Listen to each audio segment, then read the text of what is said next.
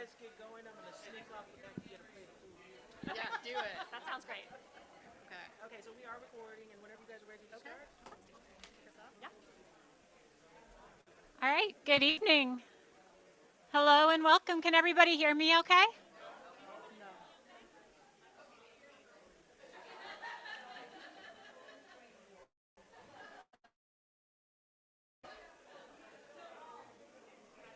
Good now? Okay, is that any better? Wonderful. All right, I'll try to get up even louder, but we're going to go ahead and get started. So thank you very much for joining us tonight for our second community workshop for the housing-related zoning code update. We're going to fix our audio up here. So we're going to get started here. And Rachel, do you want to take us through an introductory icebreaker? Could you let me just... While you're doing that, I'll go ahead and sort of orient you to our plan for tonight.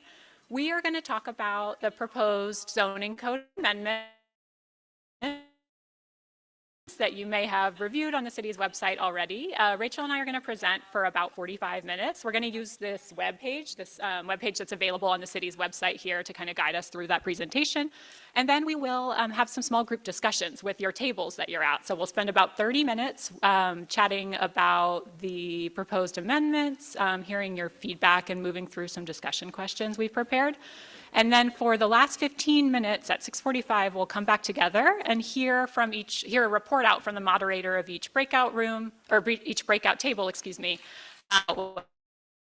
what you discussed. So that's our general plan for tonight. So presentation, small group discussion, and then we'll come back together. All right, and I'll turn it over to you, Rachel. Okay, good evening, everyone. Can you hear me okay? So I'm Rachel Cotton. I'm a project director at Cascadia Partners, and we've been working now with the city since 2022 on this housing-related code update. As Ray mentioned, we're sort of going to walk you through the project, the history, the background, and then specifically the code amendments that we're going to cover and plan to adopt in some form over the next few months. And I really want to emphasize these are not set in stone. So there are many aspects of these which we're wanting your feedback on to understand, are we getting things right? Is this the direction the community wants to move? So that will be the basis for the conversation and the discussion that we have today, and also the feedback. But I just wanted to start with a little bit of an icebreaker to understand who is here. So this is very informal. This is open to your own way of interpreting these questions. But if you have been connected to the Yachats community for more than 20 years, raise your hand.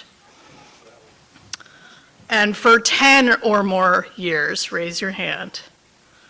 For 5 or more years, raise your hand. And for 1 year or less, raise your hand. Any newbies in the room? Okay. Yeah, between 1 and 5, okay. And so that was just meant sort of to indicate, on the lands surrounding us, there are people who came before us, and there are people who will come after us. And the idea of a code update is really a long-range act. So we're not talking about what's happening today or tomorrow. We're really thinking over the next 20 years what the community wants and what the community needs. So I just wanted to frame the work in that way because I think that there's a tendency to assume all of these things are going to happen overnight if anything changes, and that's very much not the case. And so we want to walk you through overall the project and then sort of the scope of the amendments being proposed and have a conversation. And also, we have provided on your table, there's this informational handout. We've been getting a lot of great feedback from you from the story map that we launched late last week, and we're gonna kind of just go through today as in the form of our presentation, we're gonna walk through that story map. A lot of the comments that we wanted to sort of create this guide to help clarify, there are a number of things required by state law. They're not up for discussion. The city has to do them. So those are the things on the left side of this table. And so what we're focusing on with this discussion and the upcoming meetings and public hearings is really the things on the right side. These are the optional changes, and these are the areas where the community has a say in how far you want to go with some of these things. So I just wanted to frame it that way, and also say that we'll be creating kind of an FAQ document to try to organize some of the input that we've been getting and dispel any misinformation and that sort of thing. That'll be coming up soon, so look out for that. I'm going to turn it back to Ray to walk us through the project background. Great, thank you. So a lot of you have been following along with the project, but just a refresh, we are here today because Yachats is currently evaluating potential updates to the zoning and land use codes that regulate housing, really for two purposes. One is to come into compliance with state statutes that do apply to Yachats, where the code is currently not in compliance, like Rachel mentioned, and as kind of outlined on that handout. And the other purpose is to encourage a wider range of housing in Yachats, sort of beyond the predominant single-family homes that are here. So if you can scroll, or I'll scroll through, Rachel. So that's essentially the purpose of the code update.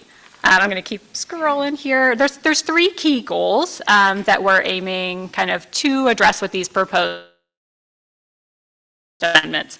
One is to accessory dwelling units and cottage clusters and sort of increase the capacity for housing types that are currently allowed, plexes and townhomes, those types of middle housing. The second is to introduce standards that are going to ensure that new housing in Yachats kind of fits in with the look and the feel and the character of Yachats as it is today. And the third is to create an environment where housing production can meet the needs of different types of households, different makeup, different income levels for both folks who live here now or want to live here. This is our project timeline. Some of you have been kind of following along with us since we started this particular phase of this housing planning work in late 2024, the code update work. That's when we started working with the project management team and the advisory committee to start thinking about code concepts or ways to potentially update the code. And that's what we covered if you were at the first community workshop in fall of last year. That's what we talked about.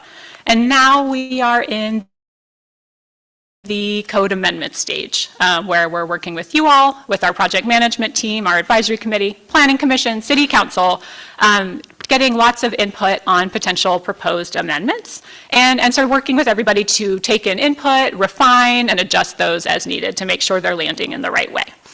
After tonight, we'll meet with Planning Commission and Council, that'll be later this month, to review the feedback that we hear from the community that's submitted via the story map page and via our discussion tonight, and kind of continue further refining the code amendments, or the proposed code amendments accordingly.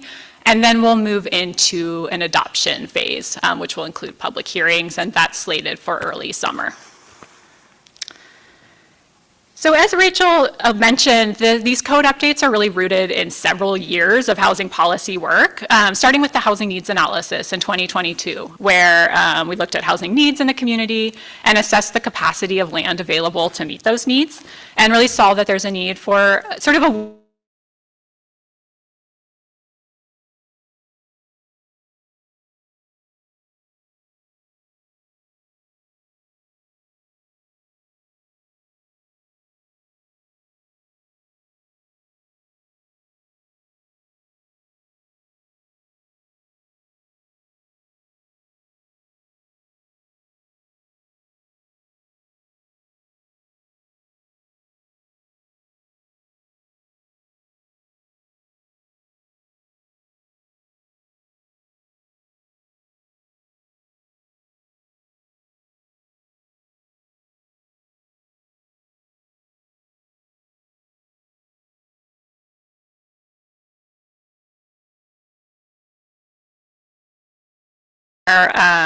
we look to kind of implement some of these potential changes and really amend the code to align with state law, to align with local housing goals, and to kind of align with what a lot of peer coastal communities are doing, and sort of the way that they are also updating their codes to respond to state legislation and also sort of housing pressure and housing need. Looks like we're back online here, so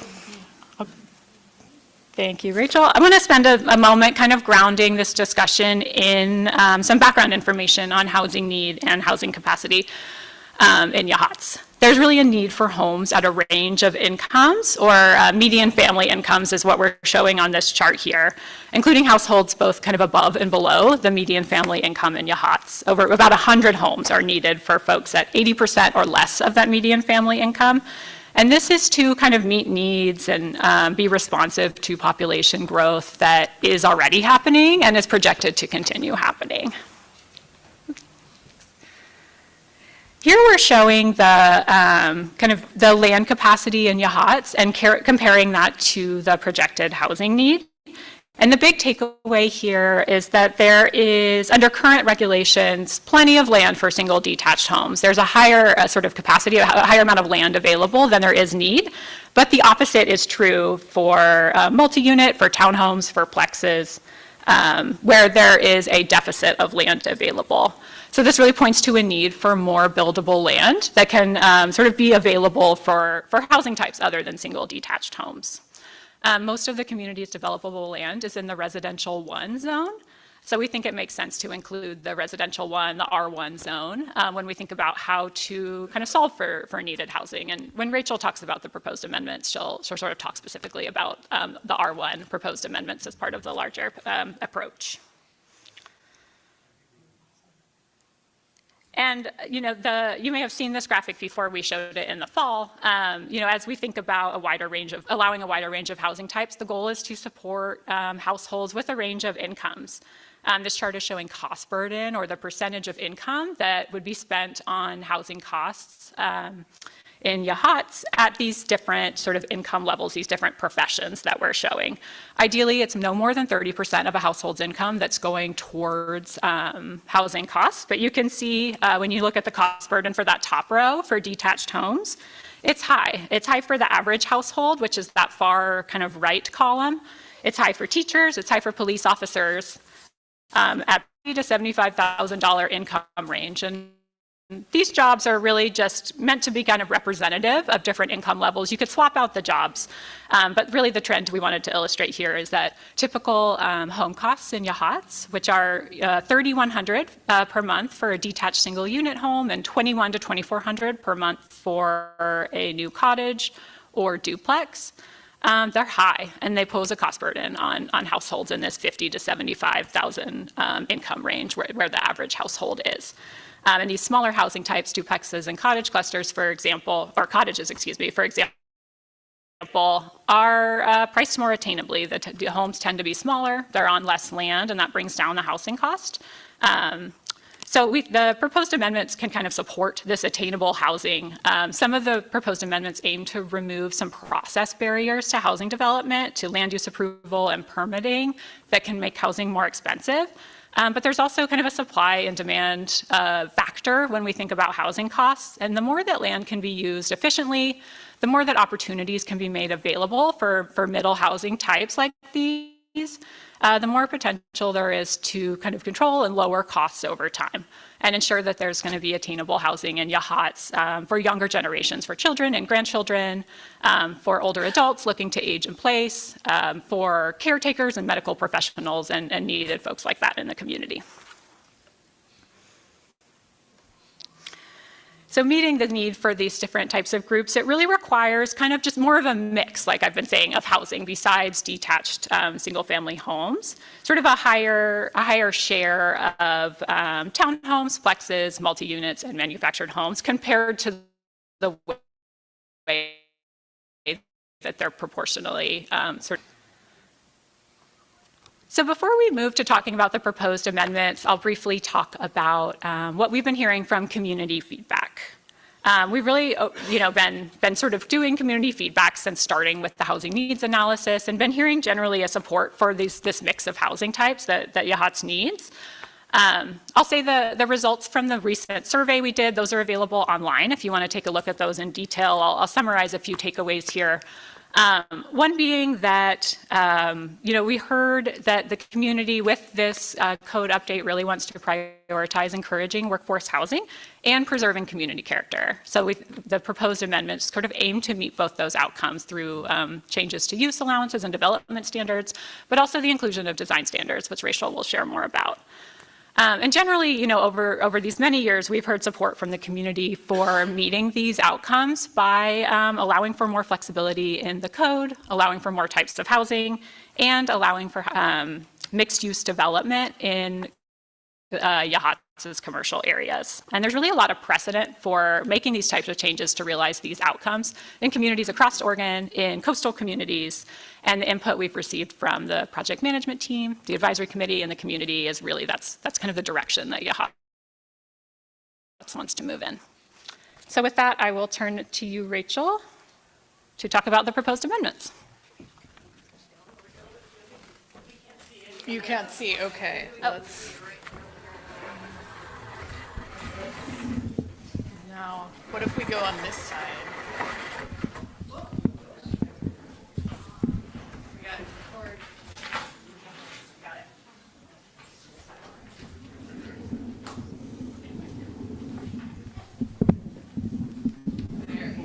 Okay. Leopold. How does this move? Okay.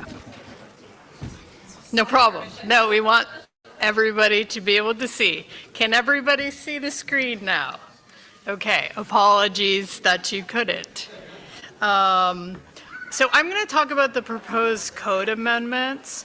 And again, as I shared in the intro, these are draft. We're at the point that called the public review draft. So you are the public, and we've worked for several months with our project management team and our advisory committee and the city staff to get these proposed amendments to the point where now we want your feedback. We've sort of heard different things. We've done our best to understand how to be responsive to what the community wants. And now we're here to talk about, did we get it right, or are there things that should be changed for the final version that gets adopted, just to sort of frame the work that we're doing. So in terms of the code amendments, there is an aspect that entails legal compliance. And the sheet on your table, I think, does an even better job than this story map of summarizing the things where state laws require certain changes to the code. So included in those are changing the occupancy limits in the definitions of housing. So things like single family housing and multifamily housing are no longer legal. We're using detached single unit housing, multi-unit housing, and a whole host of other definitions to include the other types of housing. Manufactured homes cannot have design or development standards that don't apply to detached single unit housing. So those are going away as a result of state requirements.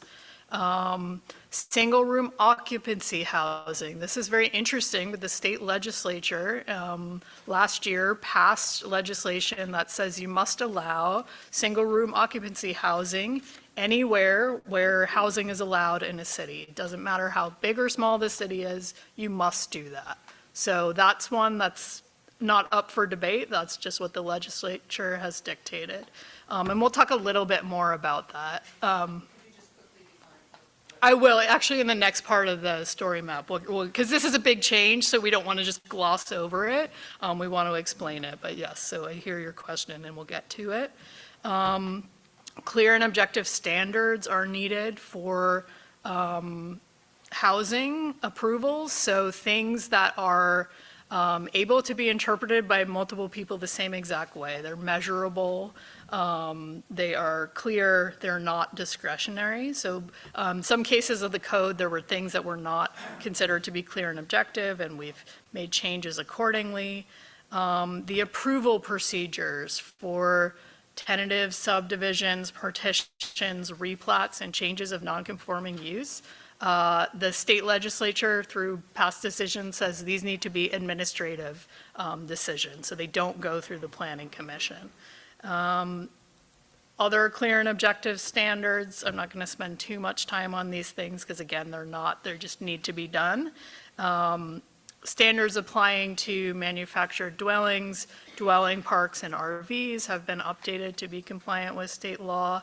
And then finally, there are some outright allowances for deed-restricted affordable housing.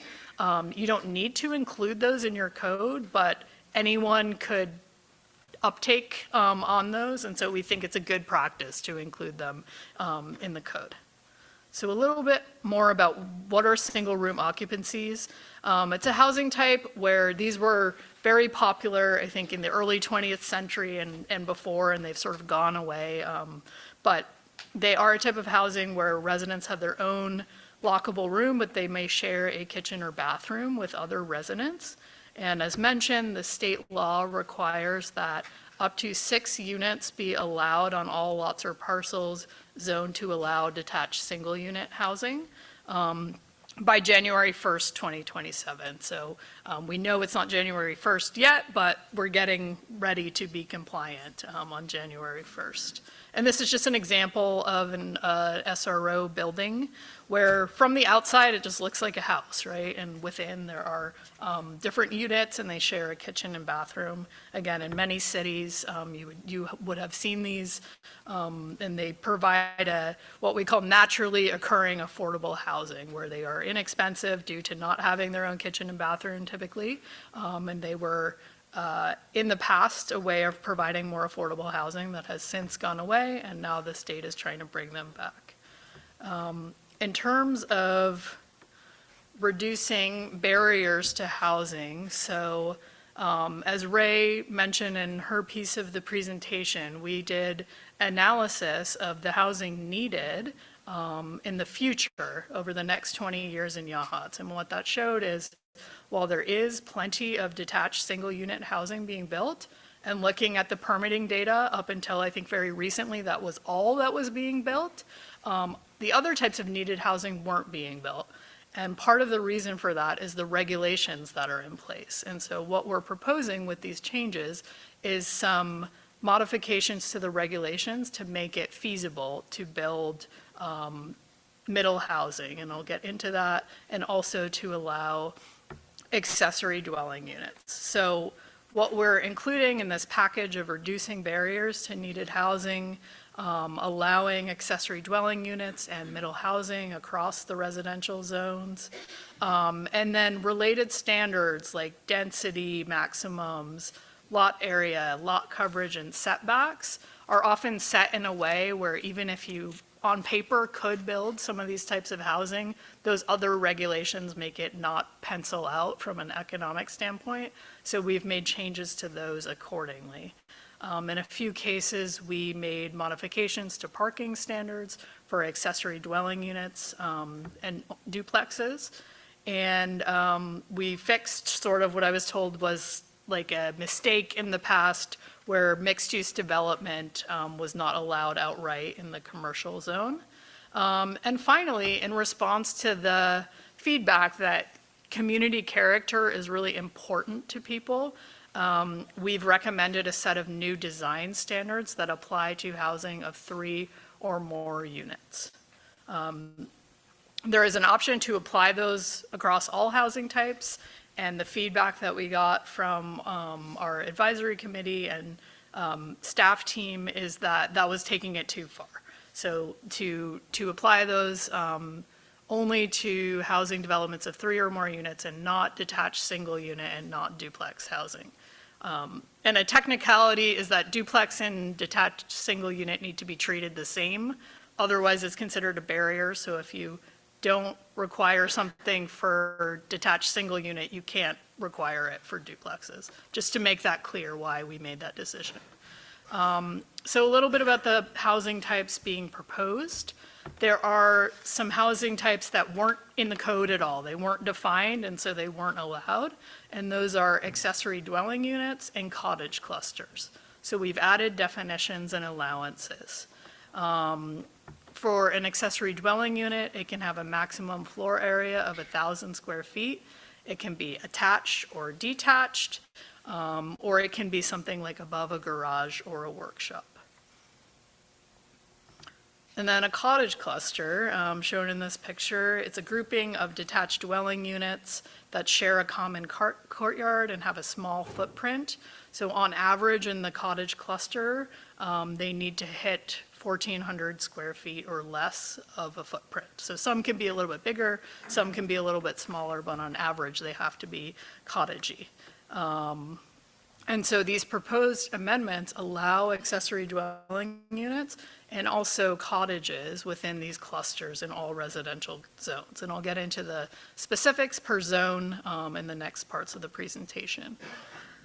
So here we made this table, and it's probably impossible to read for everybody, maybe except the front row, so I'll just go through it.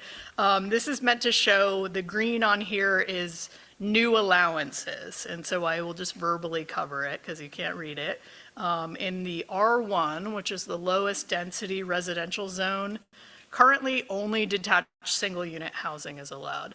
And what we're proposing is allowing accessory dwelling units and up to 2 units of other types of housing. So you could build a cottage cluster on 2 lots that each have 2 units on them. You could build a duplex with 2 units, or you could build townhouses with 2 units.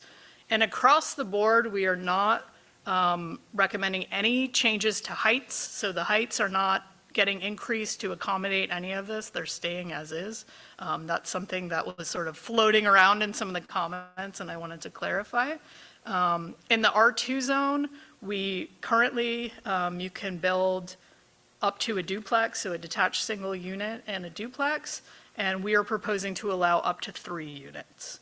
In the R3 zone, in the R4 zone, currently you can build detached single unit, duplex, triplex, quadplex, multi-unit housing.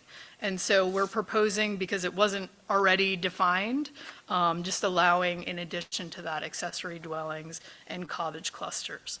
So the way that we are pitching this package is sort of in every zone, you're allowing 1 more unit than has been allowed currently. So in R1, you are allowing a duplex, whereas before you could only build 1 unit. R2, you could only build up to a duplex. Now you can build up to 3 units. In the other higher intensity zones, there are no changes to the allowance except for the new types of housing that weren't previously defined in the code. And I want to be clear also that, because we've gotten this question, these are additions as allowances, but we're not taking anything away. So you can still build detached single unit housing in all of these areas, but you can also do additional types of housing. No, we're gonna wait till the end, just because I just want to get through the material, but we'll absolutely answer questions. And so the idea is really, what is middle housing? It's meant to add additional units, but in a way that fits into existing neighborhoods. And we'll get through a little bit specifically zone by zone in the pieces that follow. And the idea, I think I prefaced this in my intro, but I think there's a tendency to look at all this change and feel really scared by it or panicked about it in some cases, right? It's representative of change. And the reality, there's been plenty of analysis done when cities change their regulations similarly, so allowing middle housing and allowing accessory dwelling units. Over time, there tends to be very little uptake. So maybe there's like a 5% uptake is what the research shows. It's not like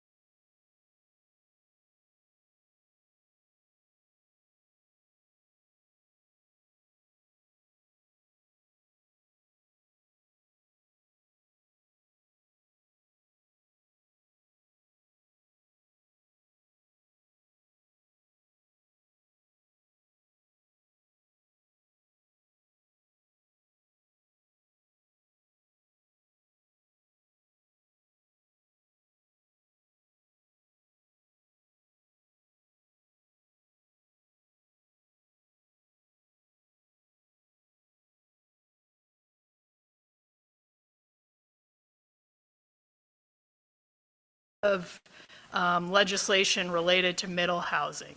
And Yachats is small enough that it's not impacted by requirements to allow middle housing. Many other communities across the state are, they have to, and Tillamook County opted itself into those requirements, so all the jurisdictions within Tillamook County, no matter how small, are allowing middle housing and must allow middle housing. But part of that is the definitions of middle housing, and those change too. And so a lot of the forms now, you must allow detached forms. You know, people tend to think of a duplex and they think of 2 attached units. That's no longer the case. They can be defined, and under state law, not in Yachats, but in the places that have to do the requirements, they need to allow attached and detached forms. So we believe that's a best practice, and we've carried that over into these amendments. But it tends to get a little confusing in some cases where it's like, is it an ADU? Is it a duplex? Is it a cottage cluster? And so I think this is a work in progress, but it's sort of up to a developer to decide which pathway they're choosing, and there are different benefits to different pathways. As an example, accessory dwelling units are limited to that 1,000 square feet. So you can't go bigger than that. So someone who wants to go bigger might choose to do a detached duplex. As one example, cottage clusters also have their own things that we'll get into later. So there are like trade-offs to the different versions, but ultimately the intent is to provide additional flexibility and additional options. So we've created some diagrams of kind of a typical block and what's currently allowed, and then we're going to go through kind of, again, that idea of incremental change. Not everything is going to change. There might be a sprinkling of some of these things. So the existing code, the minimum lot size is 7,500 square feet with a 30% lot coverage, and only single detached units are allowed. In this example, we are showing a few accessory dwelling units. And part of the feedback that we got from our advisory staff team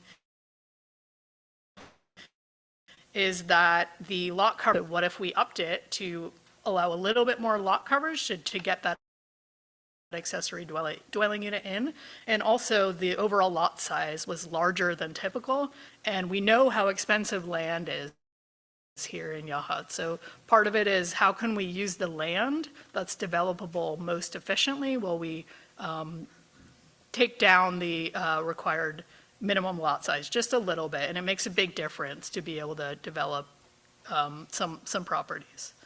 So a little bit about the next proposal. This is the same R1 zone with a duplex. So the idea here is you might see, you know, one house in this block redevelop where there's 2 units where there used to be 1. And again, we're thinking of this as a fairly gentle density, but it's a way to meet those housing needs and the points that Ray was making about the price point. If you're able to put 2 units on the same piece of land, whereas in the past you could only put 1, there are economic returns to that investment, and the price point can be lower, and it is lower typically. A little bit about the R2 zone. So here it is on the map. Currently, detached single unit housing and duplex housing is allowed, and the proposal is to allow accessory dwelling units and up to 3 units. So I'm just going to go through typical lot and lot coverage. And then in this case, we're showing some accessory dwelling units on different configurations. And then allowing, right now, a duplex is allowed on a 7,500 square foot lot. And here what we're showing is 2 units being allowed on, so instead of a 7,500 square foot lot, 2 units are now allowed on a 6,000 square foot lot. So it's not a huge difference, but it makes a huge difference to somebody who's thinking about what they want to do on their own property or developing housing. in the R3 zone allowed today, and somebody in one of the comments on the story map pointed this out. We're not giving the full list, so what's allowed today includes detached single unit, duplex, everything through multi-unit housing, just to be clear about that. And what we're proposing is the new allowance of accessory dwelling units and cottage clusters. And this is a typical block, and then we're showing what would be allowed, so a triplex. Currently, part of the challenge with the standards currently is much more land is required when you're wanting to build an additional unit. So part of these changes are an attempt to recalibrate that so that, again, it makes economic sense to develop something like a triplex. And in this case, we see a triplex on a 6,000 square foot lot. And then R4 has similar, the same essentially residential regulations. So what we're seeing here is existing code. And then one of the things we're trying to bring back as part of this package of amendments is small lot housing. So in this case, the proposal is to allow a single unit on a 3,000 square foot lot. And if you walk around, right around here, you can see that historically these homes were built on small lots in the past. And at some point that became illegal according to the regulations. And so part of what we're introducing here is not just about middle housing, but it's about also allowing those types of housing again, making that possible to build. Just a single unit on a small lot is part of the proposed changes in the R3 and the R4 zone.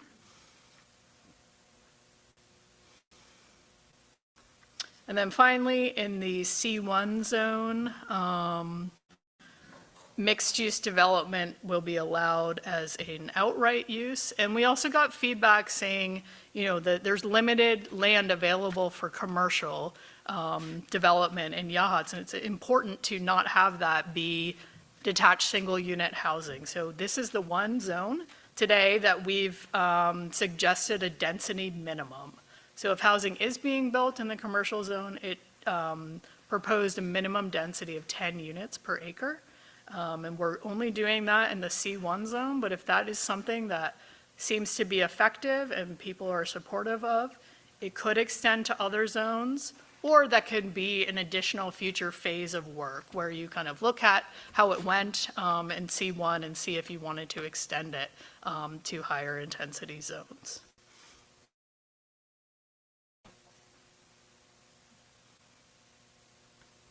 And then finally, parking. I know that this is never popular to talk about changes to parking.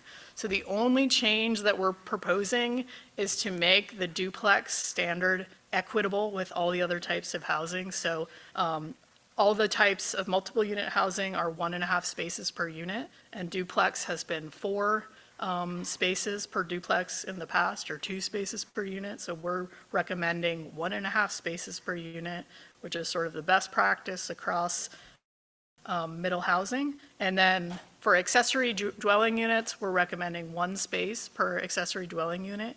And in the rare cases where there is on-street parking, and this is spelled out in code exactly what that means, adjacent to the property, they could apply for a parking credit. There's very little area in Yachats that would meet that criteria, but we felt like it was important to include just as a way to make accessory dwelling units more doable in some cases. And then finally, we've included some design standards applying to driveways and garages. So they're meant to balance more, when you're not looking at a garage when you see a house. It's not dominated by the garage, it's dominated by the house. And it's pedestrian oriented, including the entryway, which connects the home to the street. And similarly in the facade, just including windows and doors that are street facing. And we were told, and given some examples of development that, recent development that does not incorporate these standards and how it wasn't so popular. And so we really believe that having standards like this is a really helpful way to kind of to dictate more of the look and feel as you're introducing these new housing types that you want. Finally, cottage clusters have standards. This is the state's model code for cottage clusters. This has been sourced from a variety of communities, and we think it's sound, and so we're recommending that as part of the cottage clusters. And they relate to parking, foster community, and just are oriented around a courtyard. So I'm going to turn it back to Ray. I know you talked about the timeline, but we just want to make sure that we're sort of orienting ourselves where we are, to let you know what's coming up next. Yes, thank you. So we'll talk about the timeline one more time. We're solidly in this code amendment stage here at a big milestone tonight with this community workshop. The purpose, like Rachel said, is really to hear your feedback, which we'll do through breakout rooms in a moment. I'll also point you to this link here at the bottom of this website. There's a link that you can follow to submit feedback that way. So if you haven't done that yet and you'd like to, or if you'd like to, tell your friends and neighbors about it, they can submit feedback that way as well. So we're in the feedback gathering stage, and we'll be chatting with Planning Commission and Council later this month, kind of sharing the feedback we're hearing and continuing to work on refining the code amendments to be responsive to that feedback. And that will take us to an adoption process. Where we will prepare an adoption-ready draft is what it's called, and then move through public hearings related to adoption in kind of early summer. So with that, that kind of concludes our presentation portion. We want to move into breakout discussions with your tables. So we have a moderator at most of the tables. Rachel and I will join, but will the moderators just wave, make sure your table knows who you are? Thank you, thank you. And then for folks who aren't at a table, if you want to participate, it looks like there's a few spaces in the back, or if everyone would scooch around and make room for anybody that's not at a table who wants to be, then we can go ahead and have discussions. Your moderators have some discussion questions they'll guide you through, and then we'll come back together and sort of share out.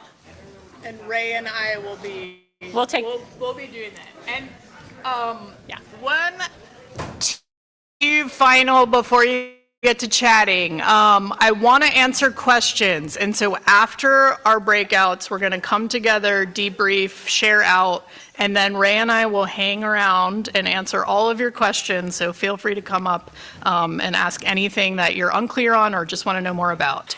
And the flyer on your table with the little QR code is how to get to this story map that we've been scrolling through today. So please engage with the content, share it, and learn more.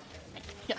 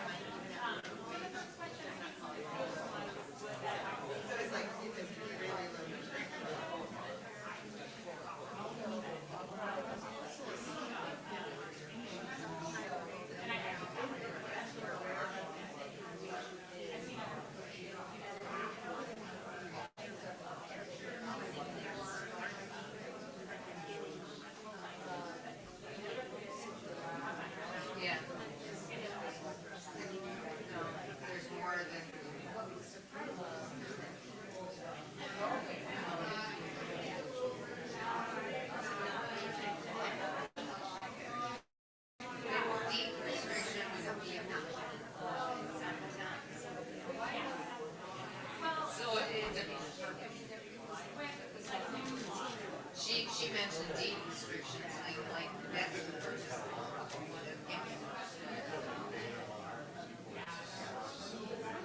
No, when you purchase it, you get a deed.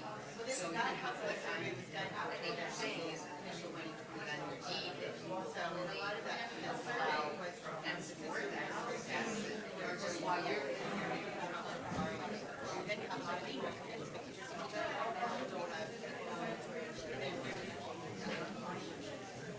Right. Yeah, the people, there's a lot of people. But it's, there's a lot.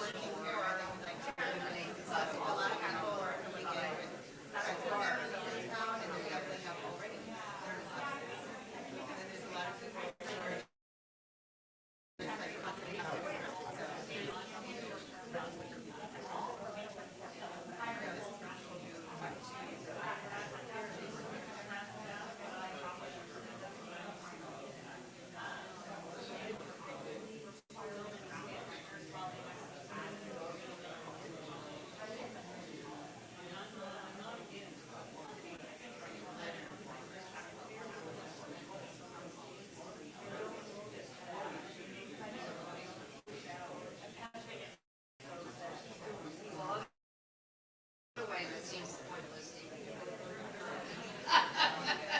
Yeah, yeah.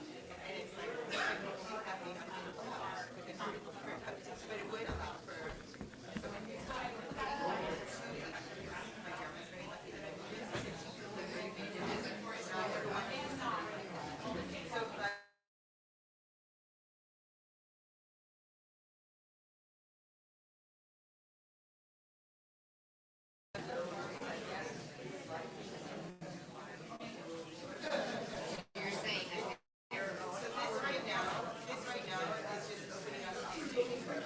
So it's not like we're gonna sit there and be like, oh, we're gonna allow you to use, and now we're gonna bring it up. It's like, and this is like county-wide.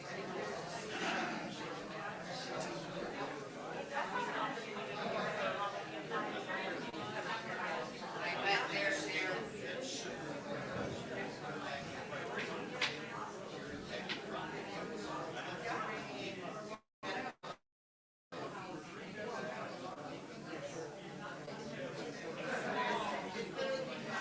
I think your board like to hear about this. So they have a hard time keeping their doctors. There's not customers. This is doctors taking doctors.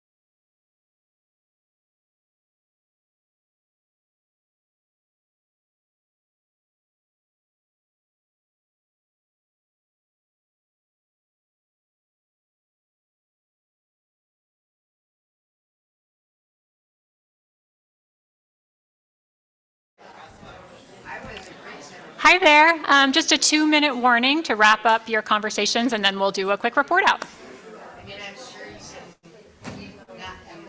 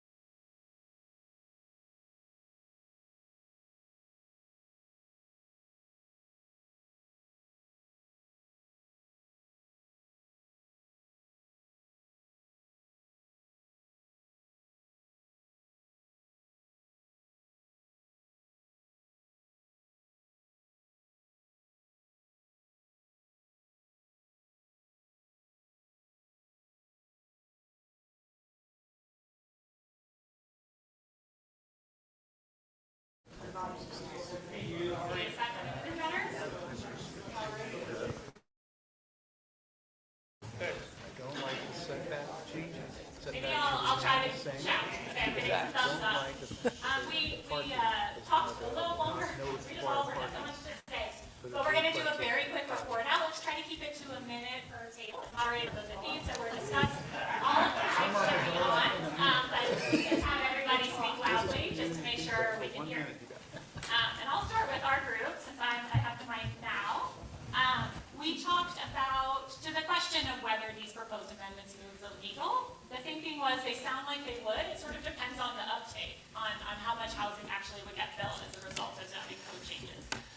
We talked about sort of an interest in policies to ensure that new homes are not second homes or short-term rentals, and we talked about a lot about that and sort of the impact that has on housing in Yachats. We talked about the workforce and what those households are like and where they live now, and what their affordability level might be and what kind of housing might make sense for them. We talked about cottage clusters versus detached plexes, and we talked about how the different design standards can sort of make cottage clusters look a certain way with the courtyard and sort of how that can fit into a neighborhood. And we talked about that balance between kind of providing a pleasant environment while also, making sure we're taking care of people who need an affordable place to live. So those are some of our highlights. I'll pass it to you, Nicole. Hi. So we talked a lot of similar things. We talked about the need for the ADUs and how it would be a great addition to town. We also talked about maybe not having quite enough information about the actual need of extra housing in town, and so maybe not having enough concrete numbers about that. And then there was a little concern about duplexes having the same standards as single units, and maybe could the duplexes have the same standards as triplexes? And we did talk about, we started talking about what about going to the county and start having some of these ideas implemented into the outside city limits, but that's a whole other thing that we're not going to get into tonight. And but in general, we kind of agree that it kind of makes sense to do all of this. There may be a little concerns about the duplexes in the R1. And we talked about if a lot of coastal communities are already going this way, that maybe the state will be following at some point. So we might just be ahead of the game by adding these extra densities. I'm going to do my best to summarize the many opinions. So we had a lot of mix of what we were talking about here, and there was a conversation about the impression that the work being done is good, and we're impressed by it, that we need to do things that people can afford to build. There's also concern that maybe this isn't moving the needle in the right direction, that what is affordable housing, that there isn't really proof that the people who are working in Yachats could afford a house in Yachats. Like if a duplex was in that $350,000 range, how many of our workers could afford a down payment to pay for that? A lot of questions about the unknown with how many, what is it that our workers really need, and what can our workers really afford? Not quite enough information has been provided there, but also a lot of feelings that this will add to the diversity of the community. Having some more affordable housing, inevitably by them being smaller, will make them more affordable, and allowing for some young families to be in the mix of the community is good for the overall health of our demographic, while also having some concern about it being overpopulated, and want to make sure that Yachats is protected, and worry about the effects that density could have on the environment, and just really love the way Yachats is, while balancing that out with really excited to have some diversity and growth. So it was some all around the table stuff.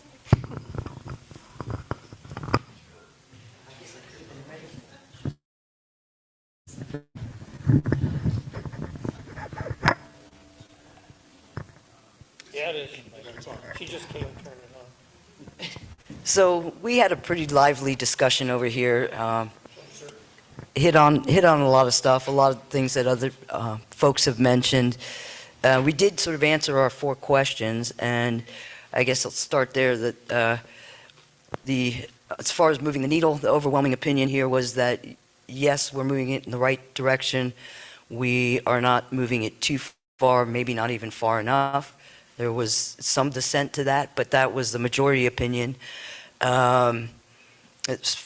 The people like the idea of the design standards.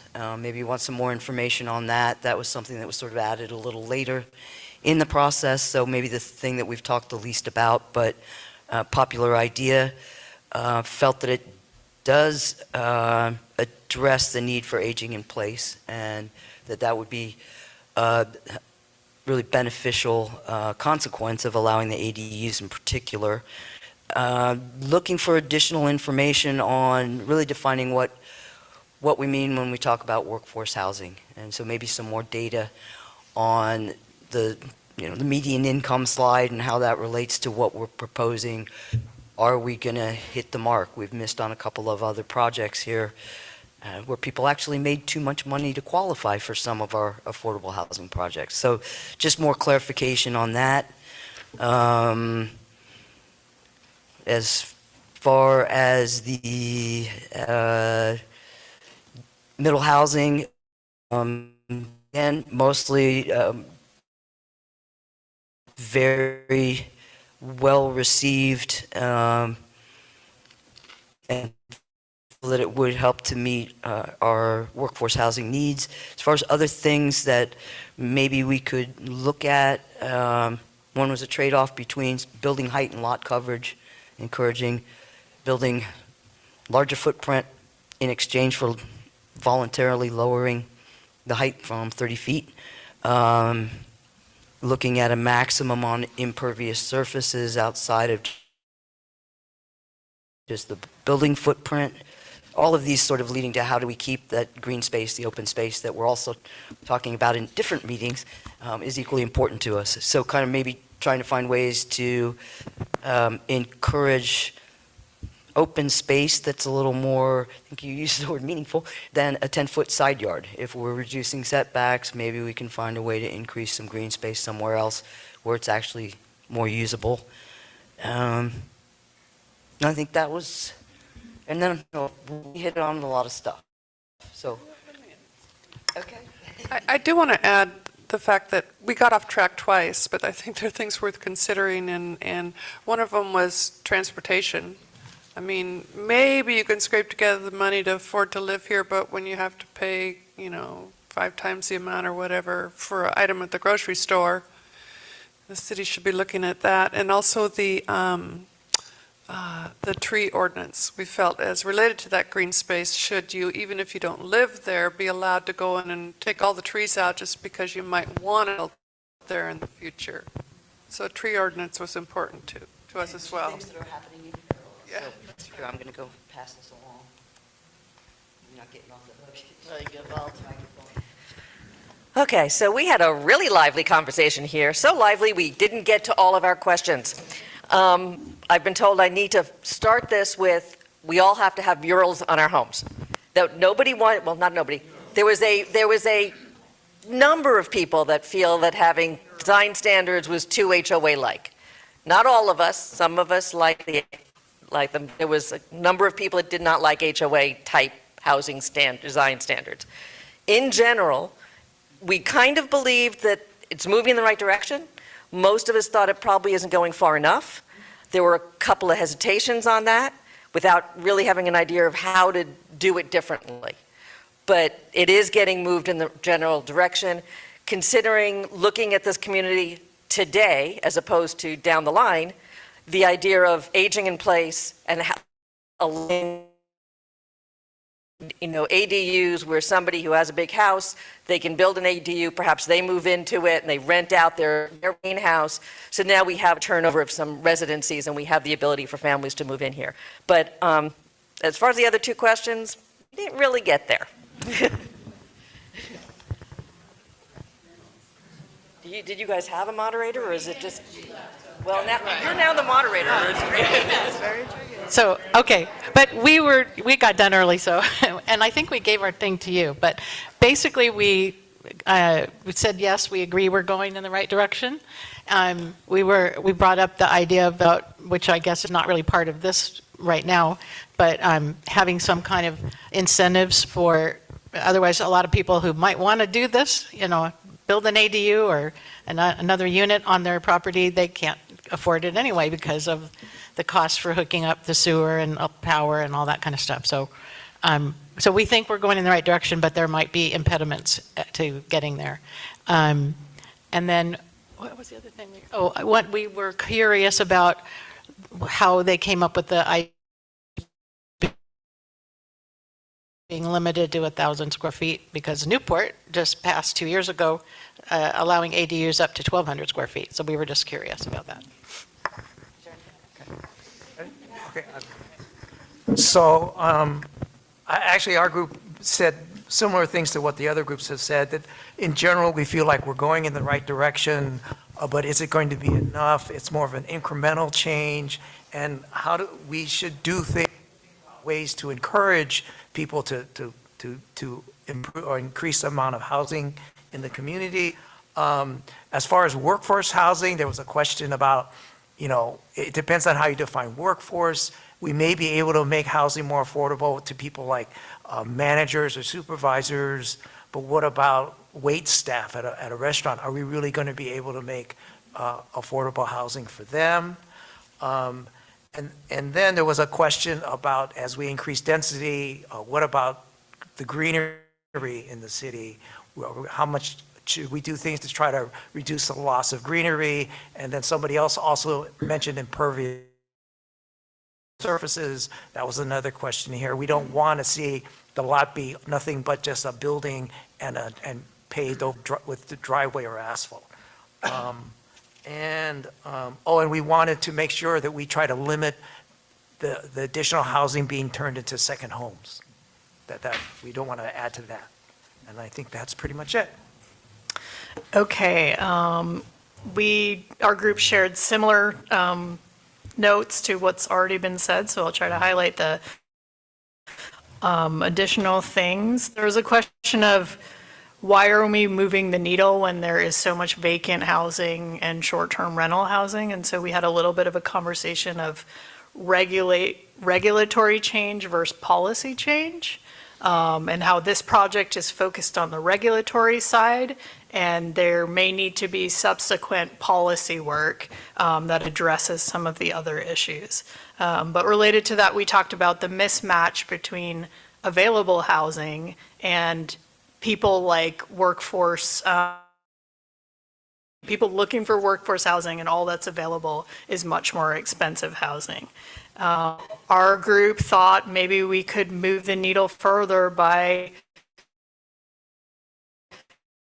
R3 and R4 zones. We talked about how, again, the code doesn't ensure that we end up with affordable housing. Just because we are building these types of housing doesn't mean that it's affordable without policy changes. But then we also talked about the purpose of the code. Housing is affordable to build in the first place. That's where we're starting. And then also that so much land is sloped, it really, the land that's buildable must be used efficiently, and that might be part of a density minimum in certain areas. And then we talked about some refinements. So our group also liked the idea of perhaps building at lower heights gets you some sort of lot coverage bonus. And that was intriguing as a way to go lower, but also get some additional units. Did I miss anything that anyone else wanted to mention? Okay. Well, we're over time, so I really want to thank everybody so much for your attendance and your contributions. It's been super helpful to me just to hear some ideas and think about refinements that we can make to this draft version of the code. Our next event, as Ray mentioned, there will be a joint Planning Commission Council meeting on April 15th. And I believe all the materials will be posted on the website. And I will be preparing, as mentioned, with my colleagues, that FAQ document that I think will address the changes in some of the questions that we've been getting consistently, just to try to clear up some misunderstandings and also provide additional information. But this sheet on your table, if you haven't already done so, if you have more to say, please complete the feedback form. It's open through April 7th. Share with friends, neighbors, colleagues. We really want to hear from a cross-section of community members. And we will be documenting all of the feedback, so we'll just PDF it and just include it as a reference on the page that the city is keeping, so that's of all of these things. We also got the request to put everything in one place, meaning like all of this correspondence that's coming in and all of the comments. We can work with the city staff to do that. And Ray and I are going to hang around in case anyone wants to keep talking about this or ask us questions. We'll be here and we can answer your questions. But thank you so much.